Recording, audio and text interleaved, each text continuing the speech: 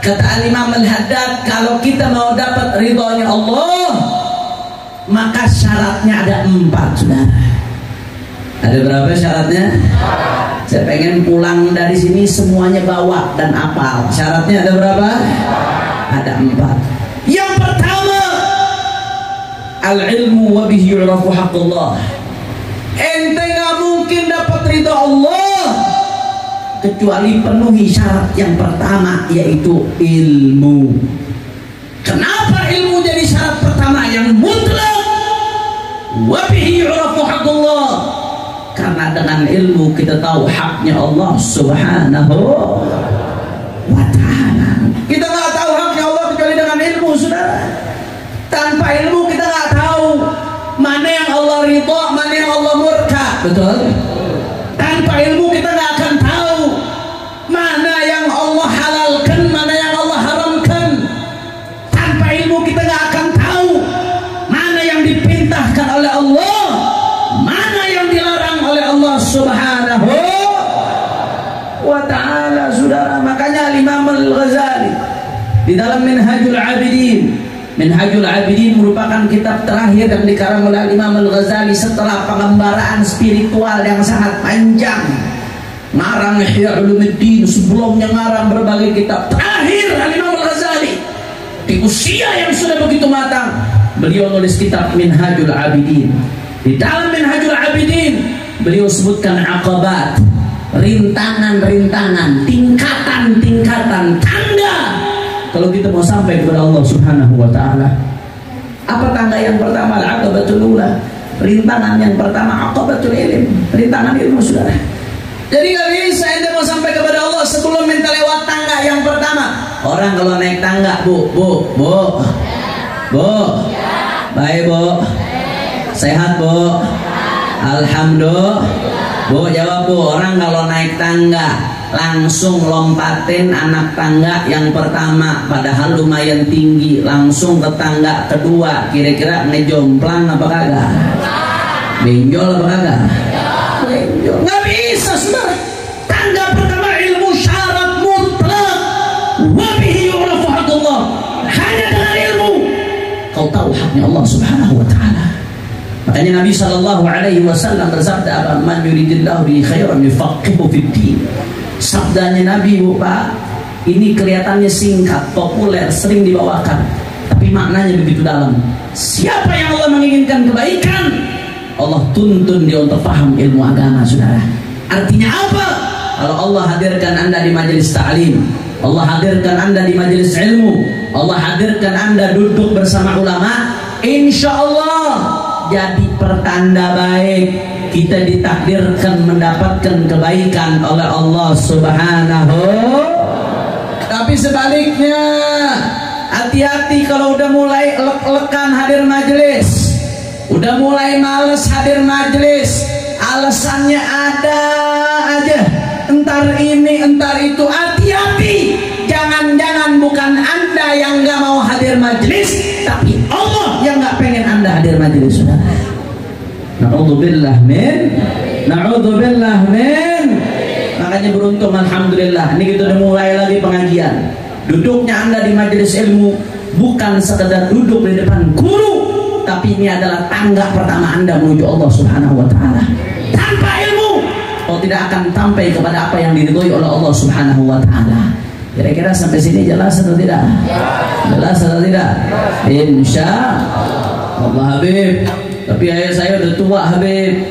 Saya udah bebel, ngapal udah agak kuat, kagak sanggup. Masa saya mesti hadir majelis ilmu? Saya udah agak kuat, Habib. Udah tua, udah sibuk, banyak urusan, anak banyak, duit kontrakan belum bayar, kerjaan banyak, dagangan belum laku. Saya kagak ada waktu buat hadir majelis ilmu. Sudah, nggak ada kata terlambat buat hadir majelis ilmu, saudara. Al-Imam Ahmad bin Hanbal mengatakan apa? Ma'al mahbarah ilal magbarah, ma'al bihbarah ilal magbarah. Saya bakal bawa pulpen terus sampai ke dalam kubur. Maksudnya apa? Sampai mati saya bakal belajar. Abu Yasin Muhammad bin Alawi Al-Maliki yang kemarin Kiai Haji Munawir baru hadir di majelis putranya, yaitu Abu Yasin Ahmad. di Makkah Al-Mukarramah. Abuya Sayyid Muhammad, karangannya banyak, 70 lebih kitab beliau yang udah dicetak, belum yang belum dicetak. Muridnya ulama-ulama besar. Di Jawa Tengah ada Kiai Haji Maimun Zubair, murid beliau. Di Jakarta ada Sayyidul Walid, salah satunya Habib Rizik Syihab yang pernah ngaji juga sama beliau. Orang-orang besar muridnya, saudara. Tapi meski demikian, apa kata beliau? Di usia yang tua, maziltu talibal ilmi, sampai sekarang saya tetap santri, saudara. Padahal udah sekelas Abuya Sayyid Muhammad bin Ali bin Abbas Al-Maliki, saudara. Saya punya cerita menarik, Bu, Pak. Ada ulama namanya Imamul Qaffal. Imamul Qaffal ini salah satu ulama senior dalam madhab Syafi'i. Silsilah keilmuan kita dalam madhab Syafi'i diantaranya salah satunya melewati Al-Imamul Qaffal. Qaffal ini, Bu, Qaffal itu diambil dari kata kuflun. Kuful itu artinya gembok. Qaffal artinya tukang gembok. Kenapa dinamakan Qaffal? Nah, karena beliau tukang gembok awalnya. Pada saat itu, Bu, lagi tren-trenan bikin gembok. Akhirnya di satu kampung di tempat Imam Qaffal tinggal, ada satu orang bikin gembok ukurannya kecil. Di zaman dulu nih, Bu, mungkin 1000 tahunan yang lalu, bikin gembok ukurannya kecil. Heboh kampung, viral, saudara. Viral, heboh, geger kampung. Ada yang bisa bikin gembok ukurannya kecil. Orang kan pada berebut mau viral, betul apa kagak, Bu? Lagi zaman sekarang orang berebut viral, kadang-kadang anak berebut viral sampai apa, nyetopin truk. Ada apa kagak tuh zaman sekarang? Nyetopin truk cuma pengen viral. Hati-hati, saudara. Ini zaman lagi orang berebut viral. Nah, viral dari zaman dulu tuh udah ada, cuman beda modelnya aja. Akhirnya apa yang terjadi, saudara? Pada saat itu Al-Qaffal nih yang kemudian menjadi ulama, dia pengen juga viral. Dia bikinlah gembok yang lebih kecil. Cuman karena ini yang kedua, bukan yang pertama, akhirnya apa yang terjadi? Masyarakat biasa aja, kagak heran. Karena yang biasanya yang bikin heran yang pertama. Kalau udah kedua, ketiga, keempat udah biasa, nggak kaget. Akhirnya beliau kecewa, kok gue kagak terkenal nih, gue kagak viral. Beliau datang ke ulama minta nasihat. Wahai Syekh, saya minta nasihat bagaimana supaya saya bisa dikenal orang. Kata Syekhnya, ente nuntut ilmu, ente belajar biar jadi ulama. Tujuan awalnya memang kurang baik. Talabtul ilma li ghairillah fa'abal ilmu an yakuna illa lillah. Tapi jangan lihat tujuan awalnya, begitu berjalan Allah luruskan niatnya, saudara. Apa yang terjadi? Beliau mulailah belajar. Umur waktu itu udah 40. Mulailah belajar. Begitu belajar, saudara, sama gurunya disuruh ngapalin mukhtasarnya Muzani. Mukhtasarnya Al-Imam Al-Muzani, salah satu ulama besar dalam mazhab Syafi'i. Begitu mau ngapal Mukhtasar Muzani di malam hari, saking bebalnya hafalannya, Bu. Bebel, saya bilang bebel. Tahu bebel? Tahu bebel? Rujak tuh biasanya digedul di bebel. Hah? Bebek. Bebel, saking beratnya itu hafalan. Berat, bebel. Ngapalin semalaman, cuma 3 kata, Bu. Coba saya pengen tes nih hafalannya orang Klender nih. Cuma 3 kata. Hada kitabun ikhtasartuhu. Hada kitabun ikhtasartuhu. Apal apa kagak? Apal apa kagak? Hada kitabun ikhtasartuhu. Orang Klender aja udah apa, saudara? Ini beliau ngapalin begitu semalaman, kagak apa-apa. Saking bebalnya. Akhirnya diapalin semalaman, Bu, diapalin terus semalaman. Sampai menjelang subuh apal akhirnya. Alhamdulillah. 3 kata. Tidurlah. Bangun Nabi subuh. Begitu bangun subuh, lupa lagi yang udah diapalin semalaman. Udah putus asa beliau, udah dah gue nyerah. Keluar rumah beliau. Begitu keluar rumah, lagi lewat mau ke rumah gurunya nih, mau ngomong kalau saya nyerah, nggak mau lanjutin belajar. Akhirnya begitu keluar rumah, kebetulan tetangganya nenek-nenek, Bu. Ini nenek-nenek semalaman kagak bisa tidur, gara-gara dengerin si Qaffal ngapalin. Begitu tuh Bapak lewat rumahnya, ini nenek ngegerutu Bu, tahu ngegerutu? Ngegerutu. Kofal, sini lo. Ini Kofal udah lupa nih apalagi udah hilang nih. Kofal, sini lo. Kenapa nek? Lu kenapa semalam berisik gua gak bisa tidur? Semalaman lu ngapalin hada kitabun ikhtasartu apa neneknya saudara? Ini udah lupa neneknya apa? Akhirnya terpukul dia, saudara, dengar neneknya apa? Terpukul, tawajjah ilallah. Beliau bulatkan tekad, belajar sungguh-sungguh, minta pertolongan Allah. Beliau hidup kurang lebih 80 atau 90 tahun. Kata beliau apa? Akhirnya beliau belajar dari orang yang bodoh begitu bebal, saudara, sampai jadi salah satu orang paling alim pada zamannya, saudara. Mulai belajarnya umur berapa, Bu? Orang kompak umur berapa, Bu? 40 tahun. Ishtu 40 sana jahilan. Saya hidup 40 tahun dalam keadaan bodoh. Wabakir umur aliman, dan sisa umur hidup dalam keadaan ilmu. Tidak ada kata terlambat untuk menuntut ilmu. Alhamdulillah. Kira-kira sampai sini jelas atau tidak? Jelas atau tidak? Jadi syarat pertama buat dapat ridha Allah apa? Ilmu. Ilmu syarat pertama buat dapat ridha Allah. Wa kullu man bighairi ilmin ya'malu wa a'maluhu mardudatun la tuqbalu. Kata Imam bin Ruslan, orang yang beramal tapi nggak pakai ilmu, bukannya dapat pahala tapi malah dapat dosa. Bukannya dapat ridha Allah tapi dapat na'udzubillah min. Makanya beruntung ngaji, jangan ditinggalin nih Majelis Al Munawir. Jangan cuma pembukaan doang rame. Dan pembukaan doang rame, sisanya kagak rame. Jangan ngaji, rutinin, paling kagak seminggu sekali. Betul Kiai? Seminggu sekali paling kagak. Buat apa? Buat nyari ridhonya Allah Subhanahu wa taala. Jangan sampai ditinggal. Jangan jadikan kesibukan lain alasan buat meninggalkan majelis ilmu, tapi jadikan majelis ilmu alasan buat ninggalin yang lainnya. Alhamdulillah. Kira-kira sampai sini jelas atau tidak? Kalau begitu syarat yang pertama buat dapat ridha Allah adalah ilmu. Yang kedua, ilmu aja nggak cukup, Bu. Kata Imam Al-Haddad harus dibarengi dengan amal. Wal amal wa huwa al-qiyamu bi amrillah. Ilmu aja nggak cukup, tapi ilmu harus diamalkan. Cukup nggak cukup tahu ini halal ini haram nggak cukup, tapi yang perintah Allah dijalankan, yang larangan ditinggalkan.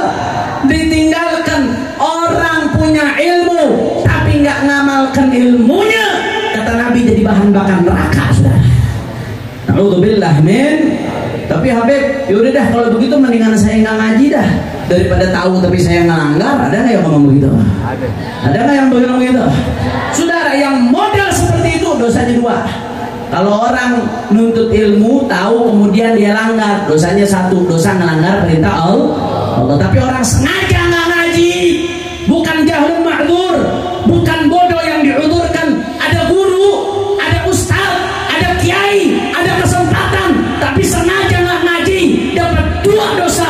Kenapa? Yang pertama dosa nggak ngaji, yang kedua dosa tidak ngamalkan. Na'udzubillah min. Makanya ilmu doang nggak cukup, Bu, Pak. Al-ilmu hujjatun alaik, kata Imam Al-Haddad, hatta ta'amala bih. Fa idza 'amilta bihi fa huwa lak. Ilmu akan jadi saksi nanti memberatkanmu di hadapan Allah. Sampai kapan? Hatta ta'amala bih. Sampai kau amalkan ilmunya. Fa idza 'amilta bihi fa huwa lak. Kalau sudah kau amalkan, baru ilmu itu nanti akan bersaksi membelamu di hadapan Allah Subhanahu wa ta'ala. Makanya bapak-bapak nih kalau udah ngaji ngamalin Pak. Kalau udah ngaji sampai ke rumah diamalin. Kiai Munawir ngajarin tadi kalau lupa sujud sahwi, jangan sampai kagak sujud sahwi. Kiai Munawir ngajarin kita jangan makan riba, jangan makan riba. Kiai Munawir ngajarin kita jangan nyakitin perasaan bini, maka jangan nyakitin perasaan ini, jangan Pak, jangan. Apalagi urusan badan bini di komentar, jangan Pak. Bu, kalau lagi gemuk dikomentarin bini, sakit di komentar laki sakit hati apa kagak, Bu? Jawab yang jujur, sakit hati apa kagak, Bu? Itu pantangan tuh Pak, jangan bilang istri gemuk, jangan bilang langsing yang tertunda.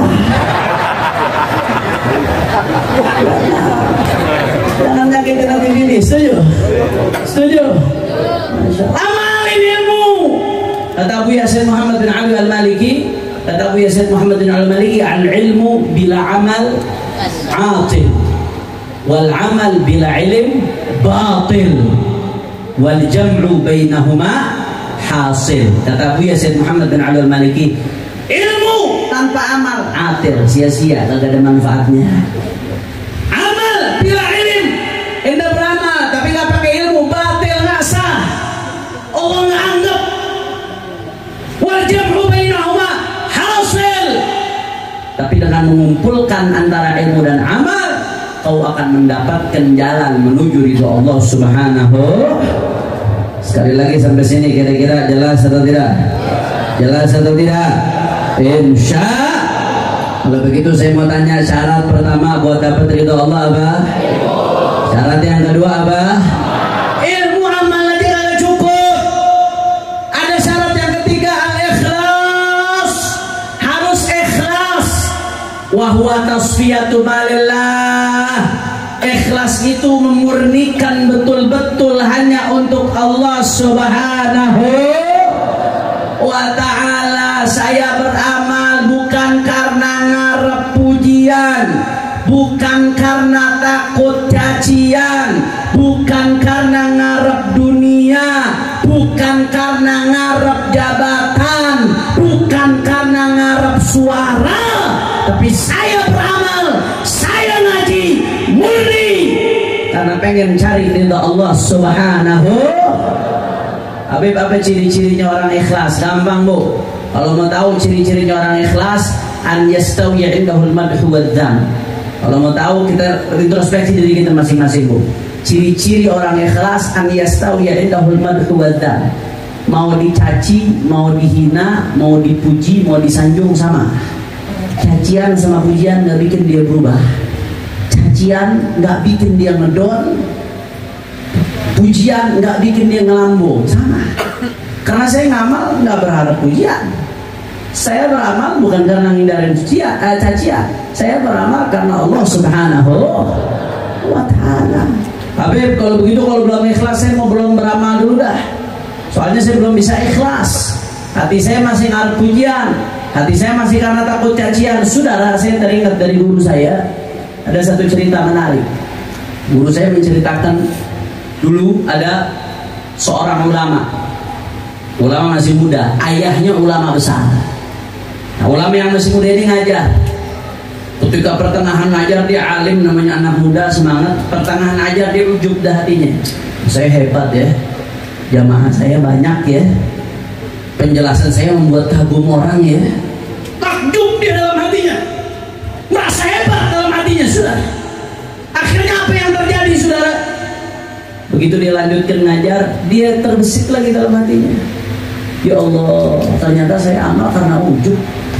Saya ngajar dia riya, bukan karena Allah. Saya merasa hebat. Yaudah deh, saya berhenti aja dulu majelis, saya tutup aja, saya tinggalin majelis. Assalamualaikum warahmatullahi wabarakatuh. Balik nih ke rumahnya. Begitu balik ke rumahnya Bu, ditanya sama bapaknya, dari mana? Dari majelis. Kok nggak ngajar? Iya Pak, soalnya saya ngerasa saya belum ikhlas, makanya majelisnya saya tinggalin dulu. Saya ngerasa saya belum ikhlas, saya ngajar, saya ujub, saya merasa hebat, ngarep pujian orang. Saya tinggalin dulu tuh majelis. Apa respon bapaknya? Bukan girang Pak, bukan. Respon bapaknya apa? Oh, lu ngajar karena belum ikhlas, lu suruh tinggalin. Ya, tadi ketika kamu belum ikhlas, setan girang. Setan girang. Tapi ketika kamu meninggalkan majelis gara-gara takut belum ikhlas, setan bikin pesta, saudara. Bukan girang lagi, selamatan setannya. Kenapa? Karena kau menjadi penyebab terhentinya kebaikan. Artinya apa? Bapaknya pengen ngasih pelajaran. Ikhlas itu memang harus, tapi bukan berarti lu ninggalin amal gara-gara takut belum ikhlas. Amal lanjutin, majelis lanjutin, sholat lanjutin, sedekahnya lanjutin, sambil belajar. Kira-kira sampai sini jelas atau tidak? Jadi jangan pernah kita ninggalin amal kena girang, double kita setan girangnya saudara. Lanjutkan terus beramal, lanjutkan terus kebaikan sambil mujahadah ngebersihin hati untuk belajar ikhlas karena Allah Subhanahu. Kira-kira sampai sini jelas atau tidak? Jadi kata Imam Haddad, syarat yang ketiga buat dapat ridho Allah apa? Orang keempat, syarat yang ketiga apa? Ikhlas. Yang keempat, yang terakhir, wal bara'ah minal hauli wal quwwah. Dia melepaskan diri dari kekuatan dia. Dia beramal, dia sadar. Saya beramal, saya berilmu, bahkan saya dikasih taufik untuk ikhlas bukan karena saya, tapi karena kasih sayangnya Allah kepada saya. Kalau bukan kasih sayangnya Allah kepada saya nggak bakal duduk di majelis ilmu, saya nggak akan belajar, nggak akan berilmu. Kalau bukan karena kasih sayang Allah kepada saya nggak akan beramal. Berapa banyak orang yang berilmu nggak beramal. Kalau bukan karena kasih sayang Allah kepada saya jadi orang paling ria di atas muka bumi. Semuanya ini murni dari Allah Subhanahu. Al-bara'ah minal hauli wal quwwah, murni dia kembalikan kepada Allah. Saya nggak punya andil. Saya kalau baik, baiknya saya karena anugerah Allah, karena kasih sayang Allah, karena pemberian Allah. Saya kalau berjuang, berjuangnya saya bukan karena saya hebat, bukan karena saya hebat, bukan karena saya berani, tapi karena Allah. La yashhad nafsah, saudara. Sama sekali nggak menyaksikan dirinya, nggak melihat dirinya punya andil, nggak merasa dirinya sesuatu, tapi betul-betul dia merasa semuanya murni dari Allah Subhanahu wa ta'ala. La haula wa la quwwata illa billah. Kata Habib Abdullah bin Muhsin Atas yang Bogor, la haula fi tarkil ma'siyah wa la quwwata min fi'li ta'at illa billah. Kita nggak ada kemampuan untuk meninggalkan maksiat. Kita tidak ada kemampuan li fi'li ta'at, untuk berbuat taat, kecuali murni dari Allah Subhanahu. Kenapa saya sekarang berada di majelis?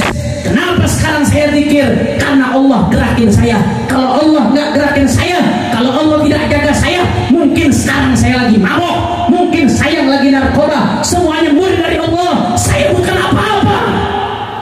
Masya Allah. Makanya ulama mengatakan man arafa nafsah arafa rabbah. Orang yang kenal dirinya dia kenal Tuhannya. Yang tahu dirinya lemah, bu, dia tak tahu Tuhannya maha kuat. Yang tahu dirinya kecil, dia akan tahu Tuhannya maha besar. Yang tahu dirinya nggak mampu apa-apa, dia akan tahu Tuhannya maha mampu.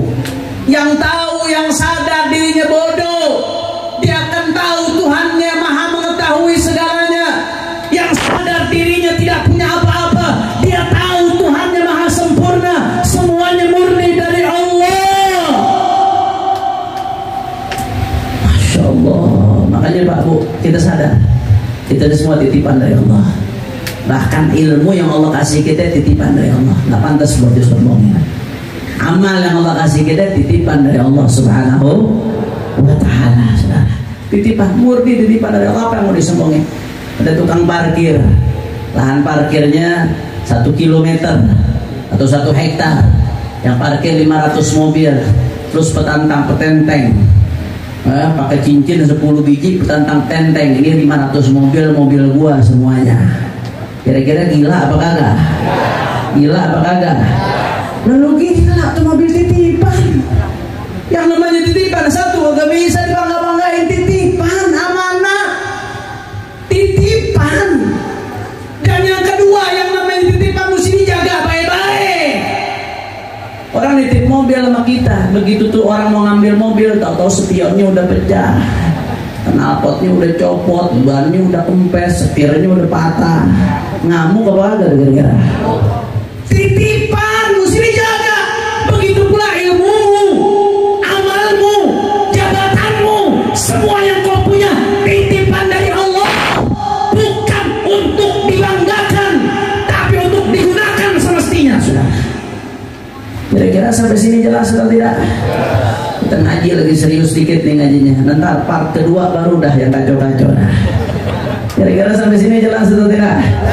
Jelas atau tidak? Jelas atau tidak? Kalau begitu syarat buat dapat ridho Allah ada berapa semuanya? Pegang buat modal hidup kita. Syarat dapat ridho Allah ada berapa semuanya? 4. Yang pertama, ilmu. ilmu yang kedua, amal yang ketiga, ikhlas yang keempat, murni diserahkan kepada Allah Subhanahu wa ta'ala. Kata Imam Al-Haddad, faman arafa haqqallah, siapa yang sudah tahu ilmu, dia mengetahui hak-haknya Allah, wa qama bi amrillah, kemudian diamalkan, wasaffa ma'lillah, kemudian dia ikhlas, wa tamada 'ala Allah, dan diserahkan semuanya kepada Allah, apa balasannya? Fahuwal insanul murtada al-waliyyu lillahil mujtaba. Yang seperti itu adalah manusia yang diridhoi oleh Allah, dia adalah kekasihnya Allah Subhanahu. Mudah-mudahan Allah kasih kita taufik untuk menuntut ilmu. Mudah-mudahan Allah kasih kita taufik untuk menuntut ilmu, untuk mengamalkan ilmu. Mudah-mudahan Allah kasih kita taufik untuk ikhlas, untuk betul-betul nggak merasa sesuatu tapi menyerahkan dirinya kepada Allah. Amin ya rabbal alamin. Ini yang pertama yang ingin saya sampaikan. Kira-kira sampai sini jelas atau tidak? Kurang kompak, kurang semangat, jelas atau tidak?